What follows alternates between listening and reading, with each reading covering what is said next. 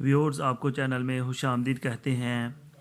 आज हम साइकोलॉजिस्ट और साइकेट्रिस्ट के दरमियान फ़र्क करेंगे। आमतौर पर लोग साइकोलॉजिस्ट और साइकेट्रिस्ट को एक ही चीज़ समझते हैं। आज चंद बुनियादी वजूहात की निशानदही करेंगे कि कैसे ये दोनों एक दूसरे से मुख्तलिफ हैं। एक साइकेट्रिस्ट MBBS की डिग्री हासिल करता है, यानी किसी मेडिकल कॉलेज में 5 साल ज़ेर तलीम रहना, जैसा कि एक आम डॉक्टर करता है। इसके बाद वो साइकेट्री में महारत हासिल करता है और साइकेट्रिस्ट कहलाता है। दूसरी तरफ साइकोलॉजिस्ट नफ्सियात में FSc के बाद नफ्सियात में 4 साल डिग्री हासिल करता है। इसके बाद 2 साल मज़ीद MS या फिर 1 साल का क्लिनिकल साइकोलॉजी में डिप्लोमा करता है और साइकोलॉजिस्ट कहलाता है। दूसरा बुनियादी फ़र्क नज़रिए का है। साइकेट्रिस्ट के नज़दीक हमारे जिस्म और हमारे दिमाग में केमिकल मौजूद होते हैं। इनकी कमी या ज़्यादती हमारे रवैयों में तब्दीली लाती है और एबनॉर्मल बिहेवियर की तरफ ले जाती है।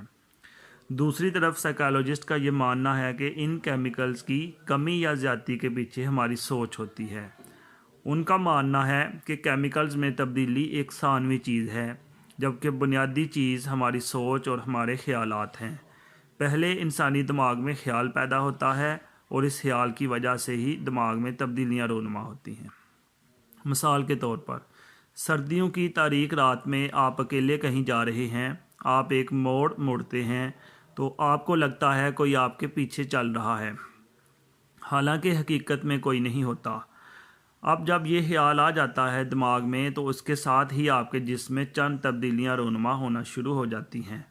आपको पसीना आने लगता है, धड़कन तेज़ हो जाती है, सांस फूलने लगती है, आप तेज़ तेज़ चलने की कोशिश करते हैं।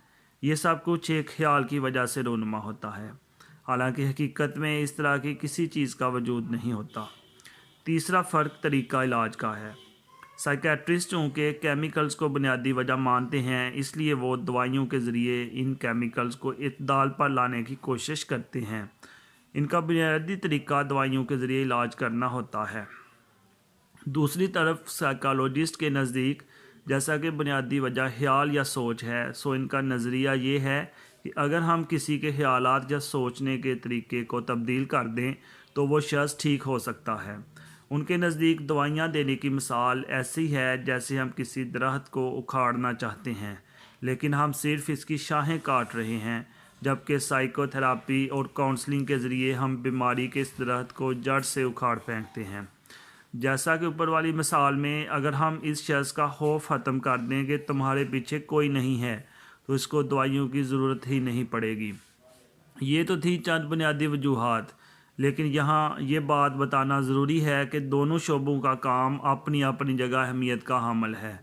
दोनों शोबों के लोग अक्सर मिलकर काम करते हैं, क्योंकि कई मरीज़ ऐसे होते हैं कि जब तक उन्हें दवा ना दी जाए वो बातचीत करने के काबिल नहीं हो पाते।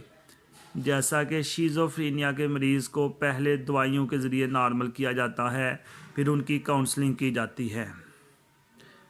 लेकिन यहाँ ये बात बताना ज़रूरी है कि हमारे मुल्क में ज़हनी सेहत के बारे में आगाही ना होने की वजह से और पाकिस्तान में माहिर नफ्सियात की सरकारी सतह पर कौंसल ना होने की वजह से मुख्तलिफ़ हस्पतालों में साइकोलॉजिस्ट का काम भी साइकेट्रिस्ट से लिया जा रहा है, जो कि मरीज़ों के साथ सरासर ज़्यादती है, क्योंकि जिसका काम उसी को साजे।